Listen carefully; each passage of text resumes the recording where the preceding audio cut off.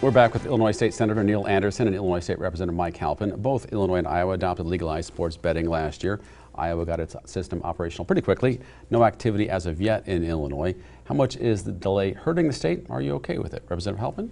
Yeah, I was very disappointed that we weren't able to adopt rules to have it in time for last year's football season, but I have been in contact with the gaming board. I sit on JCAR, which is the Joint Commission for Administrative Rules, and really urge them, especially in our area where we do have competing establishments across the river, to get it done as quickly as possible. My understanding is that the proposed rules will be out, if they're not out already, in the next month or so.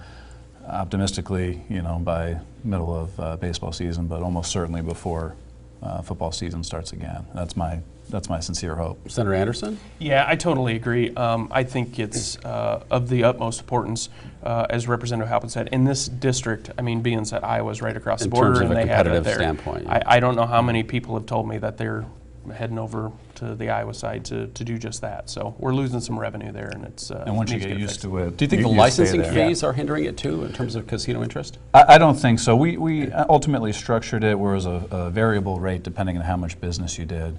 And after talking to our local casino, obviously they wanted to be as low as possible. Sure. But it seemed as if it was manageable at the end of the day. All right, well, legal pot got off to a hot start with the new year in Illinois. The state recorded more than $39 million in sales of recreational marijuana in January. New Frontier data indicates that's the second highest number per capita for the first month of business for any state where it's legal. Only Nevada beat it. The sky hasn't fallen, at least not as I'm aware of yet. What do you think about the response in Illinois so far, Senator Anderson? Well, I think it's good as we started it, but we've seen a 30% drop in sales every day since the first day, and that's a little bit concerning. I think it goes back to one of... Well, people were in a hurry to get it. They didn't want to, yeah, and I'm not going over and over and over again. That could be a bigger problem, right? Right, and I think a lot of it has to do with the way the taxes are structured through the state and then the local and then the county. They start compounding, and I frankly think it's too high, and it needs to be addressed, because I think we could see a issue with instead of getting rid of the illicit market, strengthening the illicit market. You think it's increasing the black market potentially? Yeah. All right, what do you think there? I think that's too early really to say. I think it's understandable that there'd be a big rush at the beginning, especially for folks that maybe aren't into it every day but wanted to say, hey, it's legal now, I'm going to give it a try. I think over time we're going to see whether or not we can maintain that market.